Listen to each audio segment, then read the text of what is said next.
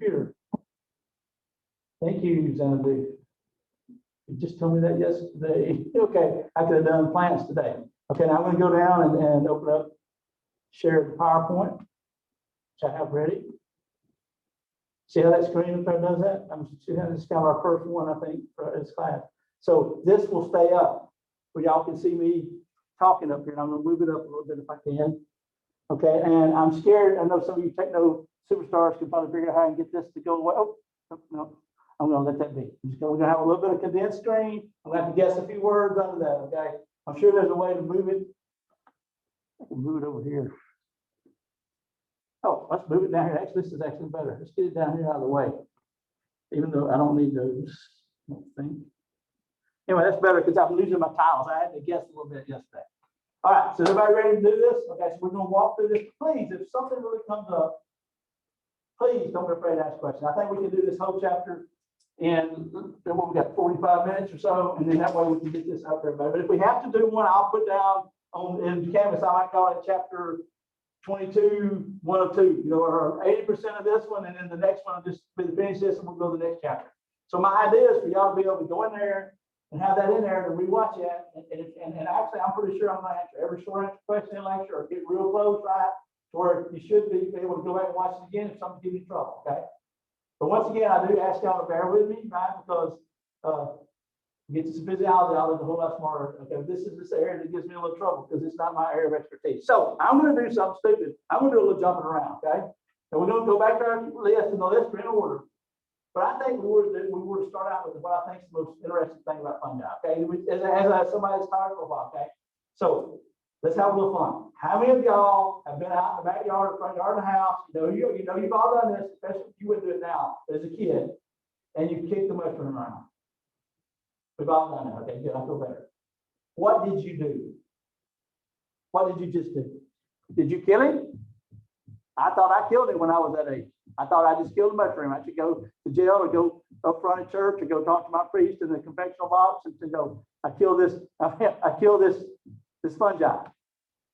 I flipped over to the end of the chapter when we look at this. What you just did, this is Bacillomycetes, and these are the club fungi, and they have the mushroom above the ground. What if I told you you just castrated the little critter? You sick person. You have ripped his genitals off. But feel safe that you didn't kill him, so you'll sleep better tonight knowing you didn't kill him. You just castrated him. Because the body of Bacillomycota, of most fungi, is this mycelium that's under the ground. Okay? And check this out. Now, I'm a big, like, factoid kind of guy. What is the largest organism on Earth? Living organism on Earth?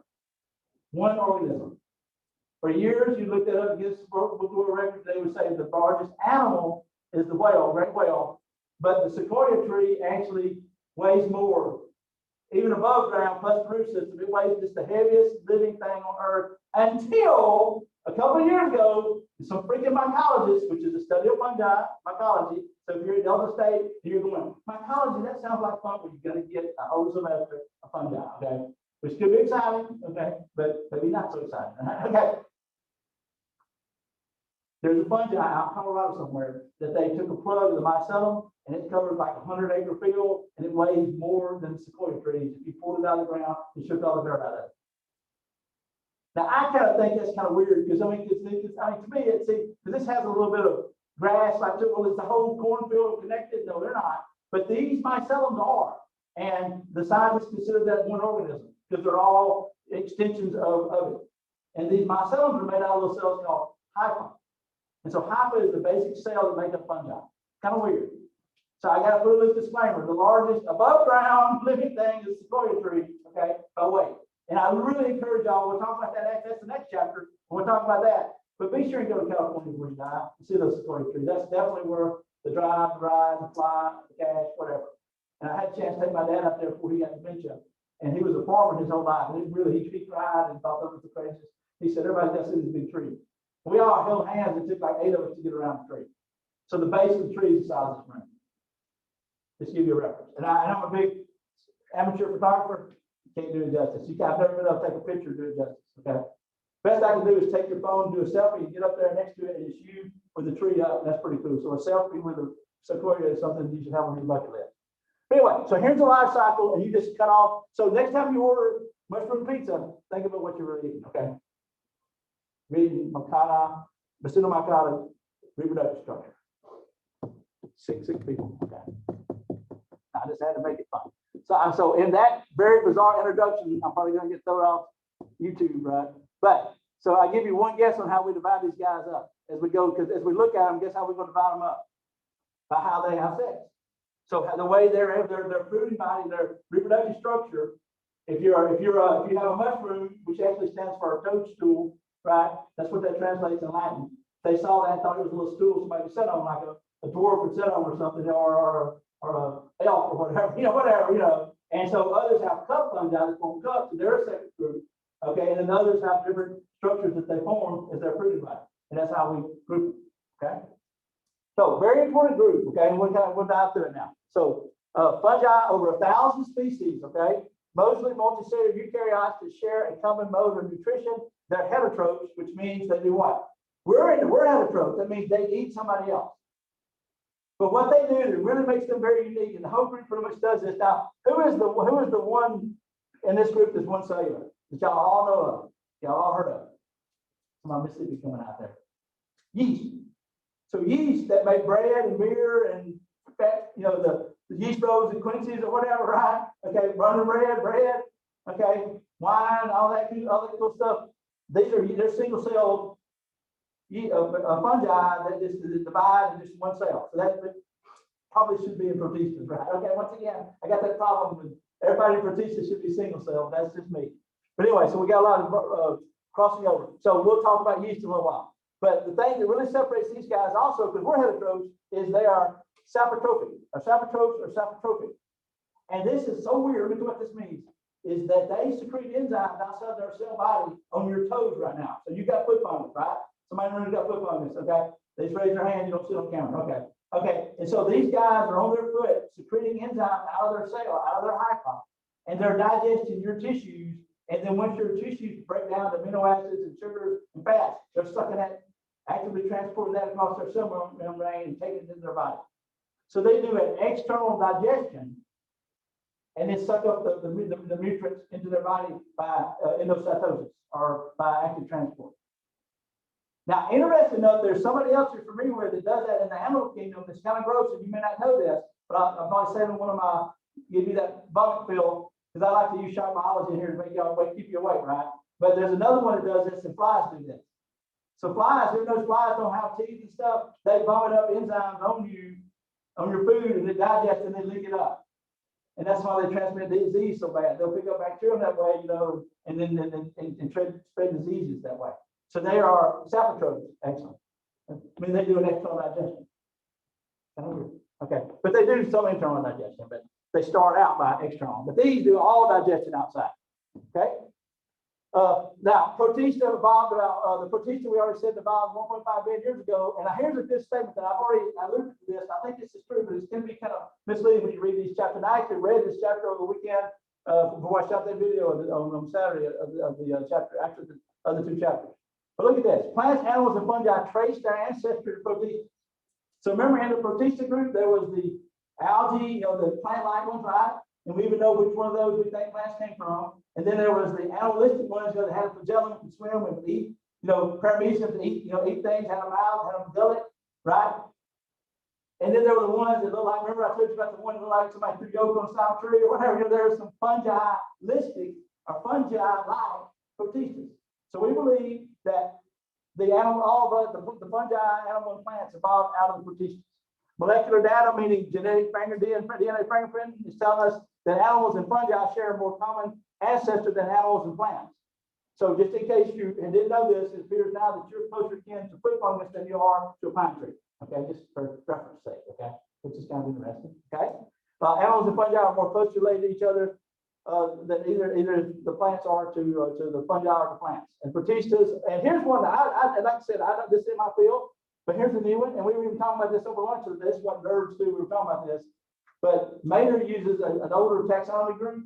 But here's a word I had not seen before.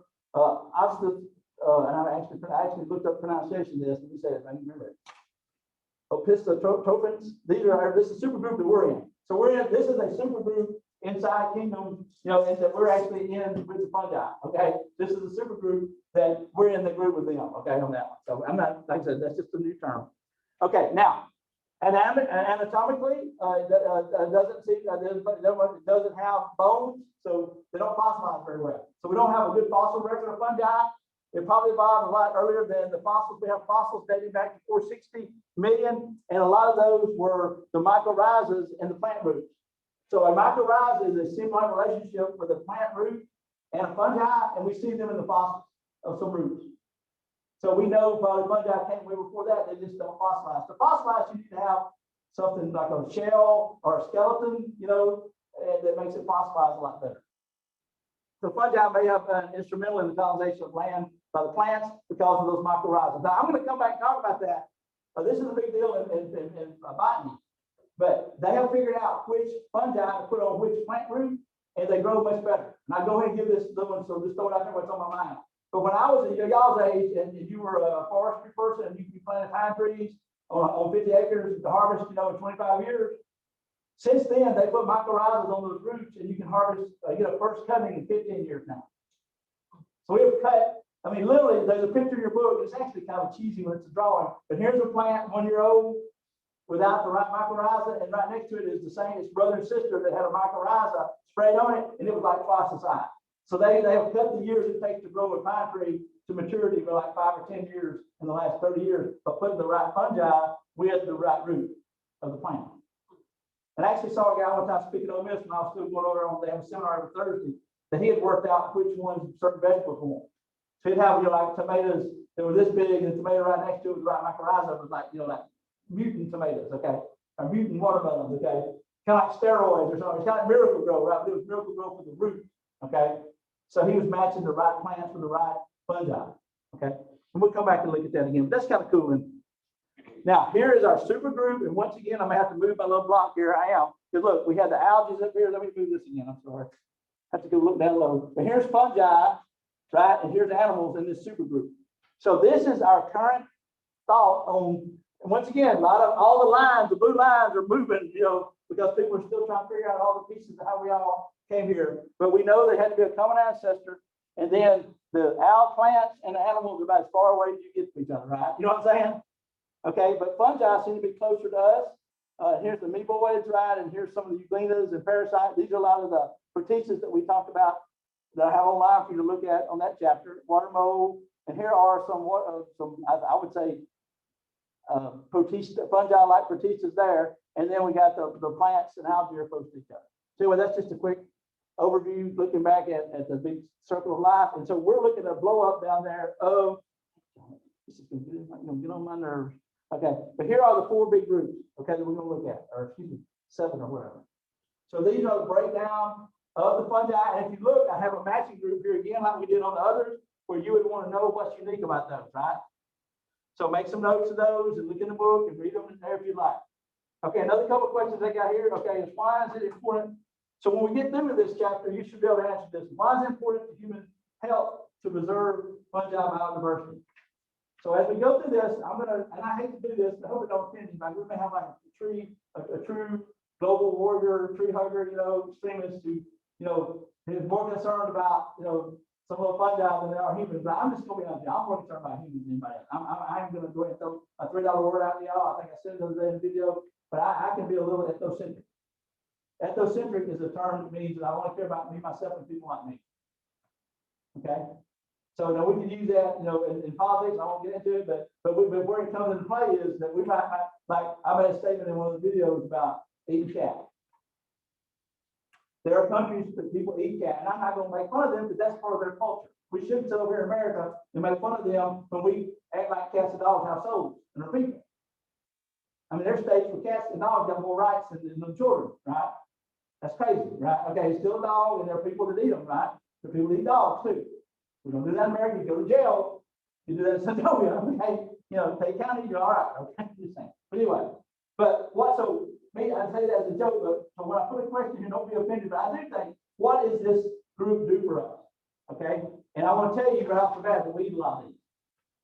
And they play a huge role. Their main role in ecology is that they're major decomposers. Okay, so let's have just a little bit of fun here, and I'll answer this one. So, what do you think happens to all them leaves that's in your yard a month ago? I mean, I planted a bunch of trees in the house we live in. We moved in 21 years ago, Christmas, and I planted every tree. No trees on my lot. So I've got trees now that are huge, 60, 50 feet tall, and they got leaves. I make a lot of leaves. Well, come about April, there ain't gonna be no leaves. Now I know the wind's blowing some of them, and I picked some of them up, had the city pick them up. But what happens to most of those leaves? These fungi eat them at night. These fungi eat them. These fungi are major decomposers. And I make a joke. So little green elves don't come out like little holes at night, go around with little plastic bags and pick up all the leaves, right? There's no little magic in nature. Everything recycles. We're the only people, animals, we're the only species on earth that makes waste. Plastics and stuff that we'll never do. The decomposition of a 2 liter bottle is like, I don't know, $100 here. Okay. So we're the inventors of waste. But God in nature is in everything recycles. Everything goes back to those 92 elements, right? They get reused by somebody else. And fungi is a major, if not the major player in decomposition of dead organic matter. Okay. And that's kind of what's really important. So that's kind of a big punchline. And then we like to eat them, right? They're very tasty, even though now we know what we're eating. I got a few people mad at me. The other thing is they're really dangerous, okay? Because they have a lot of diseases they can cause, and they love to eat our grains and our crops and stuff. I was raised on a farm. We filled up a grain bin full of soybeans and corn, but we had to put fungicides in that to what? Keep the fungi from eating it, right? Okay. So, and then we get a lot of our get some drugs from these guys, okay? So, number 2, how might the commercial production of materials for fungi reduce our impact on the environment? If you look at the first chapter in our picture in our book, they have grown these fungi to ship wine bottles all over the country. And instead of using paper, they use fungi mycelium. Did y'all see that picture? Go back and look at that in your book. I don't have it on PowerPoint, but there's a picture of a big old bottle of wine stuck in a big fungus that they grew around it in a factory. So that will be, and then when you throw it in I don't throw it in the garbage, throw it in the backyard, it'll be composed to wash away. That's kind of makes sense, right? I mean, we could use things like we could mold the fungi to grow to be perfect to put a bottle in, to transport glass bottles and stuff, okay? And that could be, but I think it's pretty cool. Anyway, so that question came from the first commentary in this chapter. Okay, and how would ecosystems be impacted if fungi were to go extinct? Well, I think y'all can figure that out, right?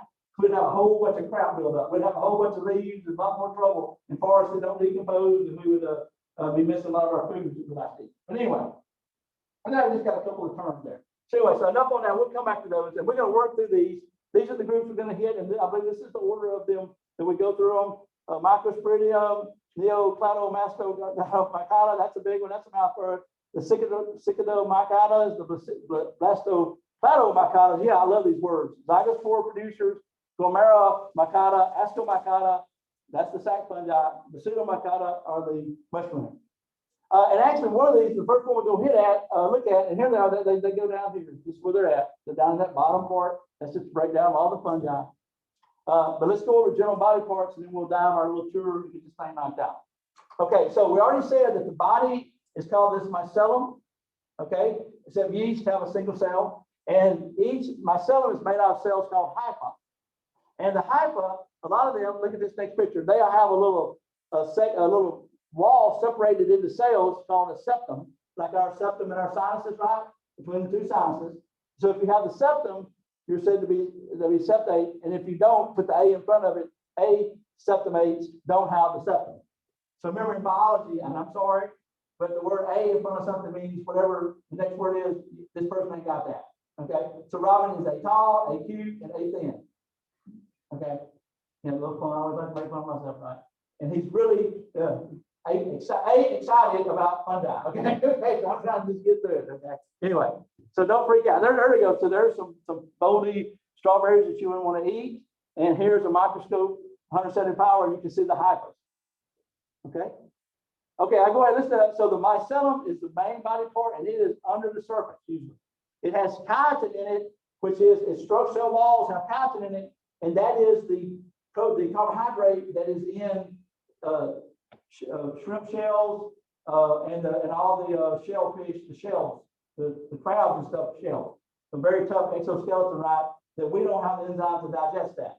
So we can't eat cellulose and chitin. We don't do real good on either one of cellulose or chitin. So that's a polymer of glucose, which is kind of neat. Okay.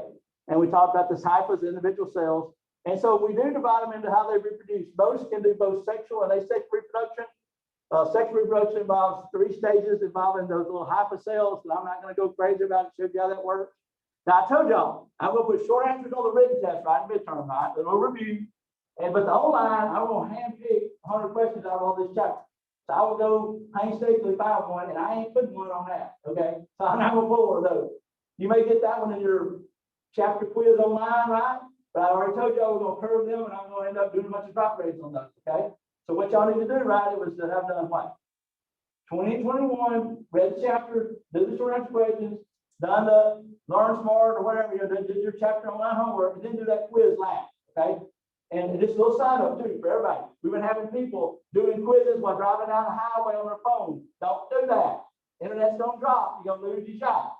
So don't do that quiz unless you're on a landline at home, you know, with real good Wi-Fi. Okay? Don't do that. Don't try to do it on your phone. It's not a good idea. I would do it on something that's wired, you know, hardwired, because you need that Wi-Fi. Now the Learn Smart you can drop and pick up. And if you get completely locked out, this happens every once in a while. If you just can't get back in there, clear all your history in your internet browser and delete all your cookies, and then log completely out and go back into Canvas. Because sometimes it does a hard lockout on the homework for some reason. Okay, I don't know why it's there. We've had several people. I teach a lot online, and they'll be very frustrated. It just locks you out. You have to clean your computer, you know, of all the memory, and then go back in. I think it remembers it, and then sometimes they update it, you know, and it won't remember and recognize it. You have to just clean it out. Okay, but I'm not gonna. You may get something on that on the multiple choice online test, but I'm not gonna do that on the big ones that count a lot. So I'm not going to ask about that. Most of these guys can produce spores, and the spores are windblown, and that's how the fungi spread. That's why if you see a mushroom, there'll be a bunch of little baby mushrooms that 10 feet of it, right? Where they were windblown and spread. Okay. So a large mushroom can produce 100 billion spores in a few days. So lots of spores being produced. So basically, that reproductive structure is producing spores that then spread the babies. Okay. Mr. Whitaker, who's one of the famous biologists of our last century, he is the guy who came up with the 5 kingdoms, you know, taxonomy.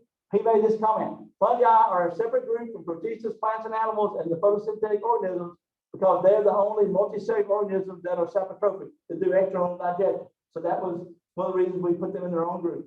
And our molecular data suggests that that's true. And then we were working on the DNA fingerprinting. So here are the big groups. I'm not going to go drop them out again. We're just going to start going through them. I wouldn't mention the first one here, the Microsporidium. We'll go to that. This one, when I talked at the last edition book we had, it was in Protista. So once again, you know, they can't make a decision. But recent data suggests that it has now been thrown in the fungi group. So the micros, and this is a nice little overview. Look at this. So this Microsporidia are obligate intercellular parasites that do not have mitochondria, but they are put in fungi because they have spores and polar tubes, and their genetics is telling us that they're more close. They should be in fungi instead of a protista. But that could be one of those links. And they cause encephalitis in people. So this is a fungal infection of the brain that can be quite dangerous. Okay. Now the cichlids, okay, are an interesting group that are aquatic.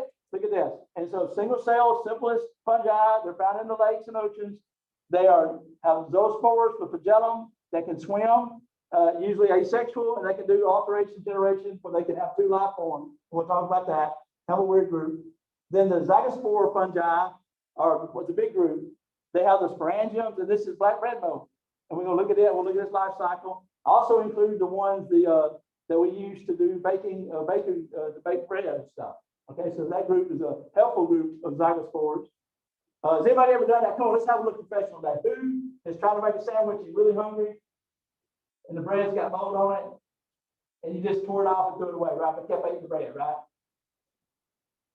Remember what you did. You cut his reproductive structure off, but he's still in the bread. Okay. I actually love sourdough bread. My children, which I thought was one of the coolest gifts I've got a long time, for Christmas, they got me 6 months of bread from California. 6 months, every month I get 2 big loaves of sourdough bread from San Francisco. Which, if you ever had sourdough bread, all of that comes from a batch made 200 years ago in San Francisco. So it has that unique sourdough bread. Okay. And I love it. I know you can tell on the bread, okay? So my wife sent a picture while ago. March came in today. I got 2 loaves of bread now, 2 loaves of sourdough bread from California. And my daughter actually made some yet over the weekend. I haven't got it yet, but she's trying to make it. So she got a starter kit from somebody. But that is that fungi that they use is excellent to make that taste. Okay. All right. So kind of a cool group. Okay. And then the Gomorrah Makata. Now, I, in my other background, know what a Gomorrah is. The Gomorrah is a structure that forms a cup. So it gets its name because it has a cup forming reproductive structure. Okay. And the kidney, functional unit of the kidney is glomerulus. So that means that it forms a little cup and looks like little knots in your kidneys. So these guys form this arbusculus, which is looks like the glomerulus where it gets its name. And these are this is the ones that form all of the mycelium I was talking about a while ago. So this is the one that does the symbiotic relationship between the root and the plant. Okay, so that whole group is nothing but those guys.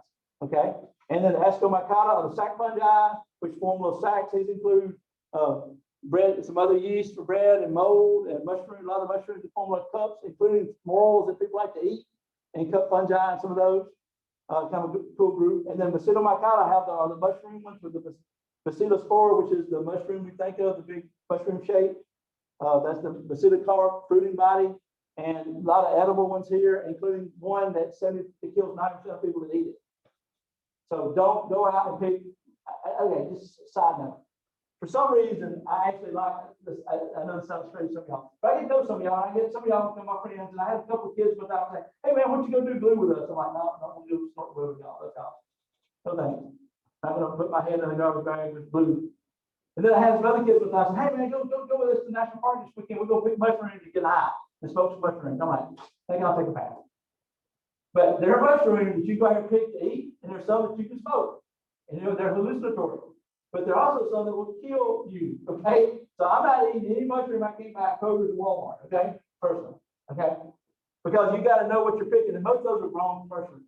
And I actually read an article a couple years ago where this guy, who's one of the 10 authorities of California on mushroom, he's Mr. Mushroom. He goes out, picks these mushrooms, makes a soup, and kills his kid, put his wife in a coma, and almost killed himself. Remember that word we talked about last semester, evolution. So this one, he had picked one that he thought was safe, but it had evolved and it was very deadly. So you got to be careful eating things that you go out here in the woods and pick up, right? But there are people that can do it. There are books you can buy, but I just think go to Walmart, buy my mushrooms, the few that I eat. Okay, but this FYI. Okay, all right. So real quickly, Microsporidium, intercellular parasite. Used to think they were ancient line of protistas, and we threw them in here because DNA fingerprinting puts them more closely to the fungi. They're very common in people with immunosuppressive disorders like AIDS or someone who's had an organ transplant. So they'll have to have anti-fungicidal medicines because they knock out your immune system when you get an organ transplant. But we see these popping up in patients that are transplant and AIDS patients. What's the bottom part there? They just make the host and I don't worry about that. Moving on. Enough of that one. All right. Citrus. Okay, look at this group. All aquatic, 750 species. Some are single cell, others have branching half-us, right? They are unique among the fungi and that they're the only fungi that still have flagellum cells. So these guys have a flagellum. A flagellum, remember, is a tail that movement with for movement. So here's a fungi that can have a tail for movement, right, for their aquatic lifestyle. Some do live in moist soil, but they all have that flagellum that has to be produced by the gamete, and then they produce spores. And of course, they can also produce zygospores to production. Here is the first one, the Microsporidium. And this is, once again, I'm going to figure out how to get that out of the way because I like my tile. I hate to put them at the top. Let me get it over here out of the way on the side. Maybe not. One of you guys that's experts in technology can figure that out for me. All right. But I like to see them. I'm on the right page. Okay. So zygospores in. We went back and talked about that one. Okay. I see I'm going to get lost here if I don't watch my stuff here. So we backed up. Find out where I'm at here. All right, so there's the picture showing that. And our next one are the zygospore producing fungi. So these are going to be a very famous group, over 1,060 species. They're going to have that zygospore, which is a head that grows out of the mycelium, not as a mushroom, it's a microscopic head. Let me show you a picture of it. Right here. So they grow, this is your bread mold. Okay, there's my bread, it's contaminated. And so the mycelium is in the bread that I eat after I pick off the reproductive structure. But these sporangiums right here, the sporanium is the reproductive structure that produces spores that then are released, so the whole loaf of bread gets it. And you got that sealed, so the whole bag is contaminated, right? Yeah. Okay. So, but that sporangium is very cool. We'll show you some of that under a microscope, probably. Okay. So they have that cool structure there. I think it went the wrong way. No, there we go. So they got the sporangium. Most of them are saprotrophic, eat the decomposing animal and plant matter in the forest, or decomposing bread. Black bread mold is the most famous one in this group, I guess. Okay. All right. Other things here, there's zygospores, nothing much there. Nothing much there. There's the life cycle, kumbaya. All right, eat some popcorn, let's move on. Okay, glomeromycotas. Okay, now look at this group. These are the mycorrhizas. Okay, and the reason they're called aeon fungi is they have this avascular structure that they form when they stick into the roots. Let me show it to you. Don't see it there. Okay, I think. And then they have the fruiting body. It's a yeast. This is yeast. And they have the little fruiting body. That's the one that's going to bud off and make a new yeast. And so yeast will eat the carbohydrates and stuff and convert pyruvate into alcohol and carbon dioxide, right? That people like to drink and eat. So it is the yeast producing carbon dioxide that makes the bread rise. Trying to know the bread rising and bread making. Pretty cool. So in this group, in that group we had, okay, go back to this, 64,000 species, very important for making bread and stuff. Neurosporanium was the experiment used. This is a real simple one that was used one of the theories of biology for a long time was one gene makes one enzyme. And that was the model that was used. Morels and truffles are famous, delicate, very expensive to eat. And so in England and Europe, they grow these and they actually have pigs and dogs that can smell them and they dig them up. Now, this isn't the chocolate truffle at Walmart. This is a different truffle. Okay, this is a truffle in the fungus. Okay, but a lot of people eat them and cook them very, very expensive gourmet meals. Okay, these morels and truffles. Okay, fungi are real famous for diseases. The mildew that we see and smell in the house and our clothing. Okay, leaf curl fungi, ergot and rye. And here's one of my favorite ones: chestnut blight. Okay, how many we've all know the Christmas song, right? Let me sing that. I don't sing very well, but chestnut roasting on an open flame. That is a lie because that killed all of America. There are no chestnuts left in America. Okay. Now there are some that we brought from Europe and bioengineered that won't kill them. So there are some chestnuts in America, but there are no original chestnuts. They all killed with blight like 100 years ago. Isn't that crazy? We need to change that. Song like in the old days before the chestnut blight. Okay. Dutch elm disease. How many of y'all heard of this? Has anybody been to a national forest? Anybody ever left Tate County in your life? Okay, good. Okay. Where do you go? Pick it. Mexico. Good. Okay, if you go out there, maybe go to Colorado and look at the Rocky Mountains, and you'll see in these parks, you'll see trees that are dying. You'll see this big old green, there'll be a big old blotch of dead trees. Okay, so we've got some serious fungi that's killing these. And then, of course, you'll see some burn for forest fire. But yeah, so really, if you ever see a bunch of trees dying, including pine trees, this is really bad. If you invested your life in pine trees, you're 14 or 15 in the harvest and they all die. That ain't good, right? So, but that's a real big problem. So Dutch elm disease is a big problem today in America. Okay, aspergillus is one that we use to grow food with. Yeast infections that you get in your body, that's the organism that does that one. Okay, and here is penicillin comes from this group. Now we're naming it Telleromyces or whatever it used to be, penicillin, but this is an excretion by them that kills bacteria. So our most famous antibiotic came from a fungi from this group, from Ascomycota. Isn't that pretty cool?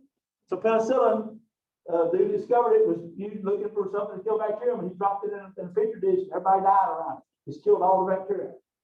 Okay, so now we have a lot of antibiotic resistant, penicillin resistant organisms, but yet that is pretty cool, right? All right, let me get this. Come on. Now I just not want to move. I knew moving that was going to be a problem today. Sorry. All right. So life cycle of sac fungi and yeast. Okay, they form a little candidospore or whatever. Okay, now I got the pins out. All right. All right. So now I've got my extender. Okay, how about this turn page? There we go. So there's yeast. Here's a little whatever you want to call that, condendospore, whatever, that they form, this microscopic, okay? And then we go to, let's see if I don't want to change, so we're still looking at that one. The ascus is another structure that forms a finger-like sac that we can see the fruiting body, okay, of the club fungi. So here's our club fungi. So we go to the next one. See the little cup? The cup fungi. And this guy is also too, and you can see here are the ascospores in here making the spores. So all these are about making spores, okay? Pretty cool. And so all around the edge of the cup is the spore producing part. Now the mycelium is still in that root or underground, okay? The ascomycotas have many mutual relationships with plants and animals, including, this is one of my favorite ones. Y'all heard of this one? The leaf cutter ant. You heard of this one? This guy, okay, let me show you a picture of him. Look at this. They go out and cut these beautiful big green leaves, and you'll see them tote them off. And then they have big old holes underground, caves, that they grow the fungi and feed them. They feed the leaf, the fungi, and then they eat the fungi. So they are farmers of fungi. That's pretty freaking cool, right? I mean, think about that. So these guys are eating little fungus growers, eating that fungi. And here is a fungi, that's a bat, and that's on its face, okay? And this has wiped out bats. Look at this. So we got a lot of bats getting knocked out because of this particular fungal flu that's is messing with the bats, okay? And they sit here in a PowerPoint here somewhere, and talking about bats in here somewhere. I jumped ahead. So anyway, yeah, there it is. Infection of the disease is called the white nose syndrome. It causes the hibernating bats to wake up, and then they can't find food to start again. So there's a lot of bats on the decline. There's a species I wouldn't even try to pronounce. But I think it's pretty cool. And then termites, some sort of are also fungal growers. They have a garden where they grow fungi. Mold, aspergillus is green mold that is used to make soy sauce, and I love soy sauce from child. So that is soybean fermented to make that juice. That's pretty cool. You may not know that. Citric and acid is made with aspergillus. Saccharomyces is the most common species used to make beer and wine. Okay. And so people may, I mean, look, you're not 21, so don't try to be 21. But the different flavors of beer come from the species of a unique strand of fungi that they use. So Budweiser has a different one dude in St. Louis than Coors out in Colorado. Okay, so different fungi make their different flavors, and same with wine and stuff. So here's and of course, we're all in the cheese too. Cheese industry uses a lot of these different ones to make the different types of cheese that you like, which is fermenting milk, right? Okay, that's pretty wild. Other ones here, just mentioned some of these. They make good examples for genetic engineering and stuff, and that's all that's getting to. Molds are obviously detrimental. They destroy our food. They can wipe out our crops, right? They're dangerous to us. That's yeast infection there, Candida albicans. It causes the yeast infections that people have. Also, the thrush here in the throat. So this is thrush and the little kid. That's a real bad fungal infection. And here is ringworm. My dad got these one time on the farm, and you have to take antibacterial stuff for 6 months to get rid of. Very hard to get rid of. I actually had one time we had it treated pretty good. The other one is if you got your grandparents, it's got the brown toenails and fingernails are crusting and cracking. That's fungal infection. And the Lamisil that you would have to take by mouth for like a year to get rid of it also kills your liver. So you have to have your liver enzymes checked. So let's say, do you want pretty nails or liver? I go with liver. Okay. So, but yeah, if you can actually buy some of it now, you can paint on your nails to kill it. You know, like fingernail polish that kills it. So a lot. And I said this other day, and I did do a good job with some of this today. I apologize, but let me give you a quick thought on this. For our body to defend ourselves, we are pretty good at bacteria action. We're like a boxer with one hand tied behind his back in bacteria. Okay. Viruses, we're in trouble, right? Fungi, we're like a boxer with hand tied behind his back with a sack over his head. Okay. Now go fight Mike Tyson. Go fight Mike Tyson that way. So we are not very adapted to fungi and viruses, but we really struggle with fungal infections. If y'all didn't know that, we really struggle fighting fungal infections. Bacillomycota, here's the last group, the 31,000, the big ones, right? The toadstool, mushrooms, the puffballs. Everybody see a puffball? You kick them and smoke comes out. That's spores. That's spores. Okay. Stingworms, stinkhorns, shelf fungi, bunch of those. Now look at this: 75 species considered poisonous, including the death cap mushroom that's 90% lethal. Here's a couple of pictures of some of these. Here's our life cycle. Once again, I showed these earlier. The mycelium above ground is the mature mushroom, which is its reproductive structure. Great question. Yesterday, a little girl said, "Well, Robin, what's those gills?" Great observation, because when you think of gills, you think of fish, right? But gills are just little flaps, thin flaps. In fish, they're used to get oxygen out of the water. Here, they're used to produce spores, or release spores in the air. So these are where these billion spores are produced. Okay, spores land on the ground, do meiosis, form a little bacillospores, and make the mycelium and grow. And then right time of year, spring, the mushroom comes up. So it's only seasonal that the bacillocarp mushroom pops out. So it's not all the time. The spores are windblown, right? Like I said, we said somebody look at this death angel mushroom is 9% fatal. Some are hallucinatory, some are, and they include this one causes abdominal pain, vomiting, and hallucinations. Okay, but what it kills you is it stops RNA polymerase and kills the liver and kidneys. So be very careful picking these. That one's in California. Okay, I believe. All right, and here's some other ones here, just showing you some beautiful ones here, pretty ones here. Look at this. There's ergot killing the wheat. Here is my favorite one. Look, the bird nest fungi. It has little bumps that look like bird nest. There's a puffball, shelf fungi. Here is the stinkhorn. Okay. Smut and rust destroy our parasites of our cereal groups, crops. Okay, they destroy it. Right? We have to spend millions of dollars every year in America on fungicides in our grain bins and in our food. So big problems. There's corn being destroyed. There's a microscope showing the fungi in there. Lichens is a symbiotic relationship between a fungi and a green algae. So these are very pretty, kind of cool. And you see these, here we go, like here on the sides of trees and rocks and stuff. They will actually break down rock and make soil. So if we go to Mars, we'll probably take lichens with us to Mars and just throw them out there and let them eat the rocks and make soil. Okay. Okay, kind of cool. So they break down the rock matter. Okay, very cool group here. Talks about some of the different things they can do. Can live in extreme conditions, right? We see these even in deserts. And when they die, due to air pollution, they're good indicators that we're poisoning our atmosphere. So they're one for our global eco warriors. Look for these guys start to die, and then we'll fall and die soon after, right? Mycorrhiza, I already mentioned that. It's a super cool symbiotic relationship between the root and plant root. There's the drawing. I could have done a little picture. It would have been nice. But here is the same seed, but the right mycorrhiza symbiotic relationship is over here, and you can see those fresh ones are growing a lot bigger, right?